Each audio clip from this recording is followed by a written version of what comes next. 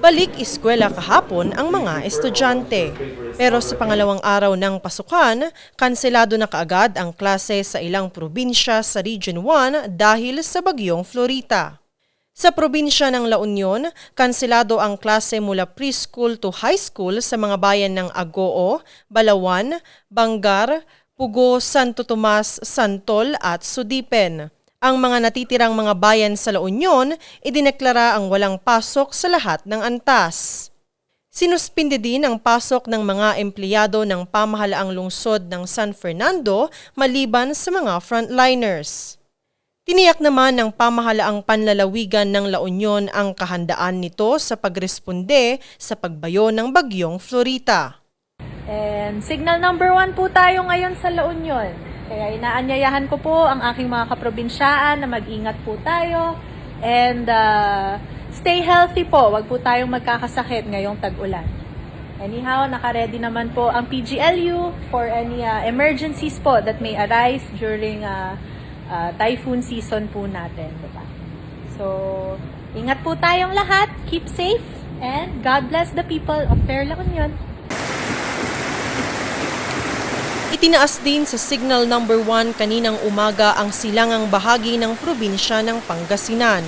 Kinabibilangan ito ng 23 mga bayan. Dahil dito, kanselado ang pasok mula kinder hanggang secondary level sa mga bayan ng Santo Tomas, Bulinaw, Dagupan, Alaminos, Labrador, San Carlos, Infanta at iba pang napasa ilalim sa signal number 1. Generally ma'am, dito po sa may Central Pangasinan, hindi po na maulan. Medyo umaraw nga po kaninang umaga. Pero po based po sa monitoring po natin, sa may bandang Eastern and Western Pangasinan, medyo maambon-ambon at mahangin.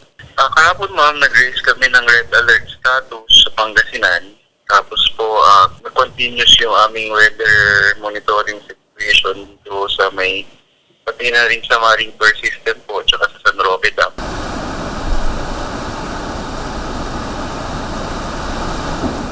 Pinag-iingat pa rin ang publiko sa pag-uulan at malalakas na hangin na dala ni bagyong Florita.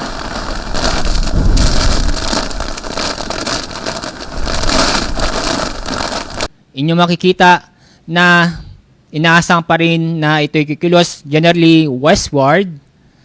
At dadaan ang sentro ng bagyo sa may Northern Luzon hanggang sa paglabas ng PER o Philippine Area of Responsibility. So, kapag hindi magbabago ang galaw ng bagyo, inaasahan po natin na ngayong umaga o mamayang hapon, tatama ang gitna o sentro ng bagyo sa may east coast ng Cagayan o sa Northern Isabela. Sa pagtataya ng pag-asa, inaasahang lalabas sa Philippine Area of Responsibility si bagyong Florita sa Miyerkules. Sofia Pagaduan para sa Luzon Headlines.